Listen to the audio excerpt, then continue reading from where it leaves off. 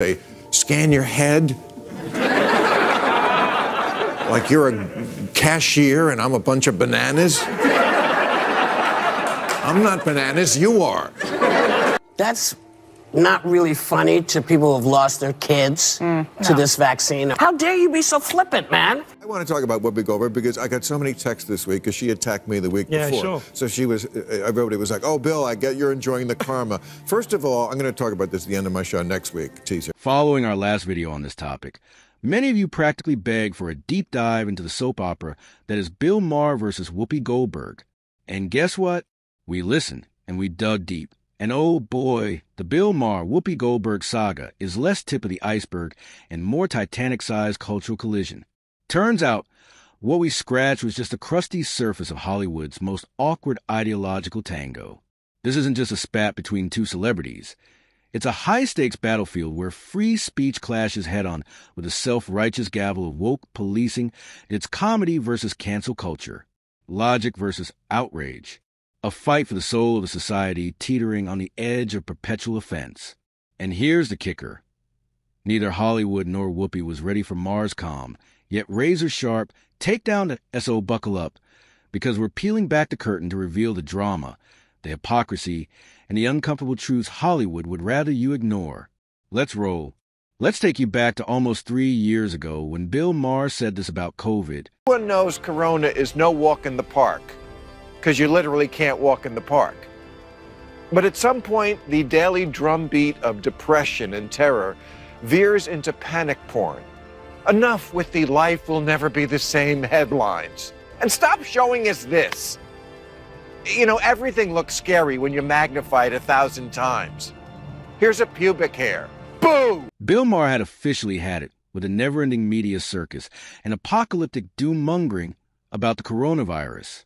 While everyone else seemed to be stockpiling toilet paper and virtue signaling about their 37th booster shot, Maher was out here preaching a radical idea of living. He believed we needed to adjust, adapt, and, for heaven's sake, move on with our lives instead of letting the virus hold us hostage. But oh no, the woke mob wasn't having it. To them, Maher's call for resilience and sanity was practically a hate crime. Apparently, suggesting we find a balance between caution and normalcy was as scandalous as skipping leg day at the gym, and that was when Whoopi Goldberg chimed in. That's not really funny to people who've lost their kids to this vaccine, or people who've lost family members or dear friends to this. This is what we're doing to protect our families. And you don't have to do it, but stay away from everybody. Because if you're the one who's not paying attention and you're coughing and sneezing, you don't want to then stay out of the public, man. This is not, nobody wants this. And I think he's forgetting that people are still at risk who cannot get vaccinated. People who can't get that. Little kids under the age of 5. Yeah. Or people with health conditions. How dare you be so flippant? That's Whoopi for you. Always ready to pounce when someone dares utter a sentence that doesn't come with a woke-approved stamp. Bill Maher's crime? Suggesting that maybe, just maybe, we should stop treating normalcy like a mythical unicorn and, go back to living our lives. But Whoopi wasn't having it. Oh no, she eviscerated him as if he'd suggested replacing yoga with dodgeball at a woke retreat. But here's the twist. Instead of generating public backlash from Maher, Whoopi's fiery comments backfired. Fans love Maher's take more than Whoopi's unsolicited advice, which earned him massive public support. Even from ABC, the puppet masters behind the View, they sent Whoopi to the TV penalty box for a 2-week timeout, proving even Hollywood has a limit to its woke indulgence. Fans gleefully called it karma. But Maher? Oh, he had a spicy take of his own. Because if there's one thing Bill loves more than being right, it's making sure everyone knows he's right. That Whoopi Goldberg getting yanked from The View right after she attacked me on The View is karma. There's no such thing as karma, sorry. No. Sorry, but life is random. The only word to describe it when a big game hunter gets trampled by an elephant and then eaten by lions is hilarious. Bill Maher in this case is the lion, and Whoopi Goldberg is the overly confident big game hunter who brought a Nerf gun to the savannah. She set out on the hunt to destroy Maher, armed with her woke outrage and moral superiority. But Maher, ever the elusive and cunning lion, calmly turned the tables and left Whoopi caught in her own trap. tangled in the net of her own hypocrisy. It's the classic story of the woke mob, always prowling, always hunting for someone to cancel, only to end up shooting themselves in the foot. They're like amateur magicians, constantly pulling controversy out of a hat and acting shocked when the trick backfires. Maher didn't just survive. He thrived, leaving Goldberg with nothing but her bruised ego and a 2-week suspension to reflect on her failed safari. Sometimes the hunter becomes the hunted. And who doesn't love a good twist ending?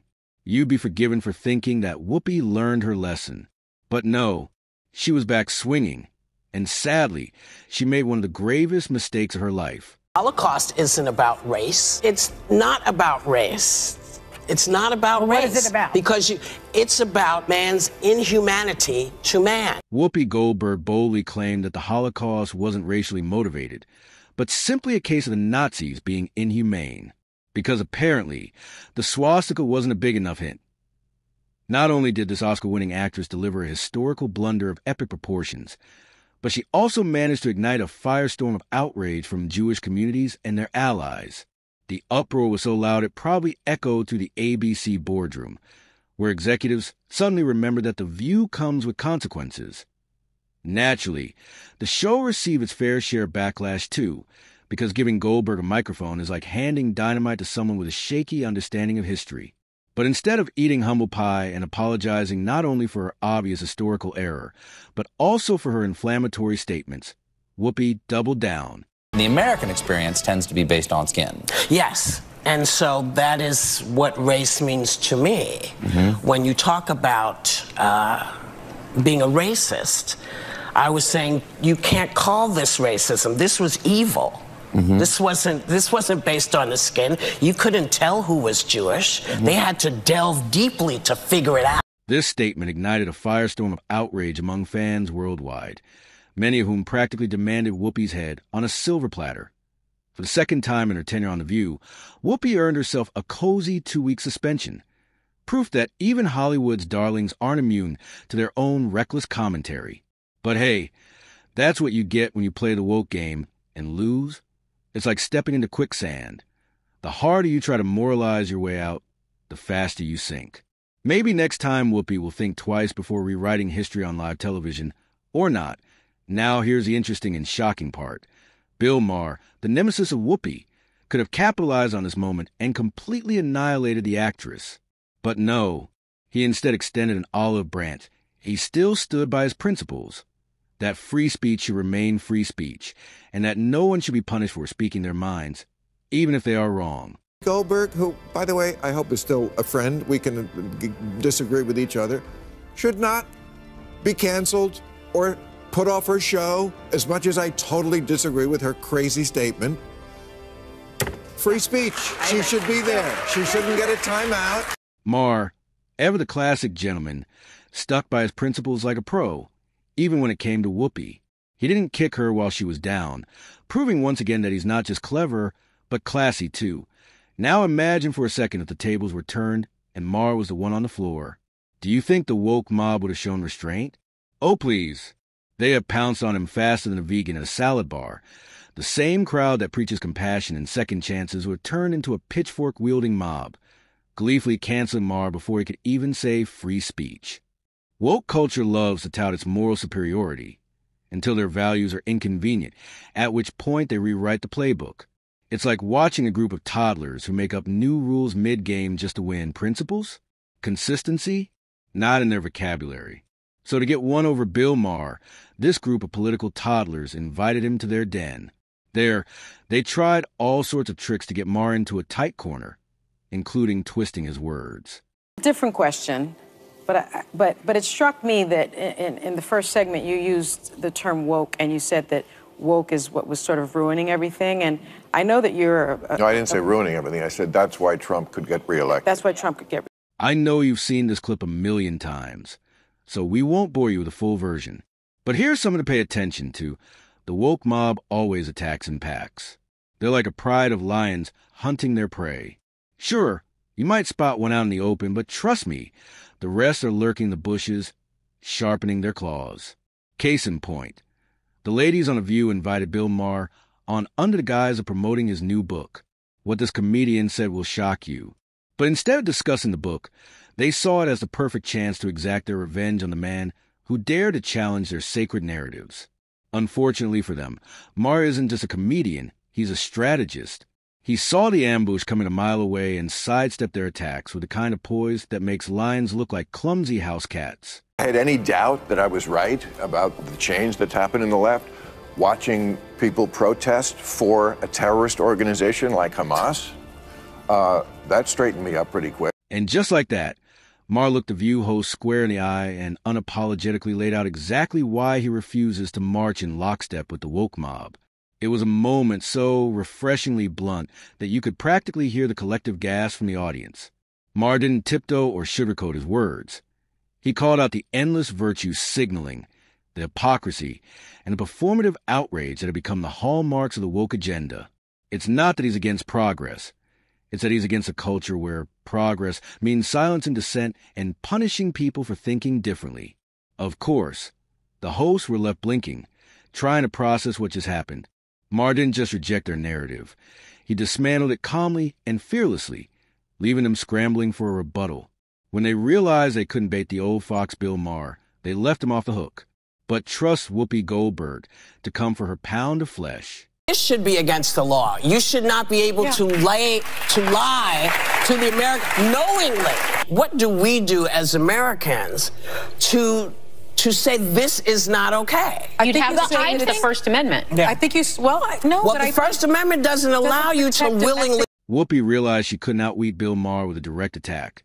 So she shifted gears and decided to target what he passionately stood for: free speech, logic, and the ability to question authority without fear of cancellation.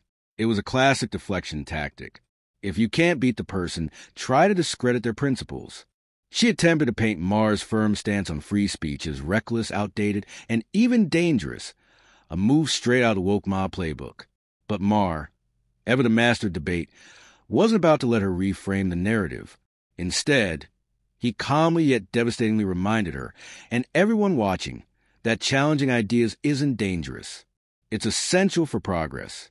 Whoopi's move backfired spectacularly, exposing not Maher's weaknesses, but her own. Commencement address at Berkeley, someone has to check in with the people who tried to have my speech canceled and make sure they made it through okay. Bill Maher, ever the sharp-witted lion in a den of hyenas, held his ground effortlessly, even as Whoopi and her woke entourage threw everything but the kitchen sink at him in their quest to cancel him, deplatforming him. Oh, they probably had the email draft ready to send to every streaming service. Maher, with his trademark smirk and unshakable logic, wasn't just surviving their attacks. He was thriving. The irony? The very people screaming for tolerance and diversity of thought were doing everything they could to silence one of the few voices that dared to challenge their orthodoxy. Maher didn't just keep his wits about him. He used them to turn the entire spectacle into yet another showcase of their hypocrisy. In fact, some fans think that Whoopi should be grateful to free speech stalwarts for standing their ground, given the amount of misinformation and crazy statements she's been putting out since she joined The View. Y'all remember when she lied about some bakery? Seems to be a lot of talk about the dessert I requested for my birthday show. The place that made these refused to make them for me. They said that their ovens had gone down, all kinds of stuff. Perhaps they did not like my politics. People up at 3 or 4 o'clock every morning. The sacrifices they've made, the holidays they've missed with their families. To make Staten Island better, they have sacrificed for 145 years. And frankly, the people who defamed the Holterman family should apologize to the Holterman family for making stuff up to suit their needs. Not everybody wakes up every day and thinks about politics. A good business person doesn't care about anybody's politics. I appreciate that people are having a hard time. Me too. Yeah. I work for a living. If I had all the money in the world, I would not be here. I literally just work here. Biden. Why do y'all need us to say this if we don't feel comfortable saying it? No, it's not that we need you to say it, but I think other folks need to hear, because, you know, one of the things I'm sorry, I just jumped you, I'm sorry, but one of the things that we've been talking about is the fact that getting facts out through the media seems to be very difficult.